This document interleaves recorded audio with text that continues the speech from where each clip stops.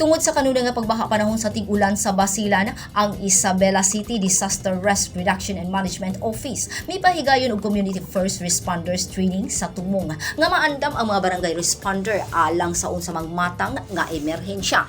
Gisalmutan kini sa mga barangay civilian volunteer organizations, Barangay Disaster Risk Reduction Council ug lain pang responder volunteer team aron sila nausab ang magtudlo o magpasabot sa ilang komunidad kung unsa ang maayong buhaton ug kanus-a angay mulihok sa panahon nga naay emerhensya sa ilang barangay.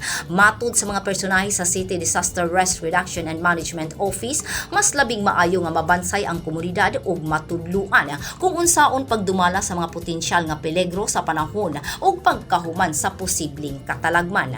Usa sa gitudlo ang teknik sa paglutaw-lutaw kung wala pa ang rescuer, saktong pagsagop sa tawo nga hapit ng malumos, paghatag og first aid, insaktong paghikot sa PC ug pagsuot og life vest ug labaw sa tanan dili mataranta. Nagpasalamat ang mga partisipante sa matag barangay tungod kay makunhura na ang ilang kabalaka ug kahadlok tungod kay daghan na sila og nakatunan kung unsaon pagluwas sa ilang kaugalingon, pamilya ug mga kabarangay. Grace Alcunaba, Newsline Philippines, Basilan Province. Stay safe.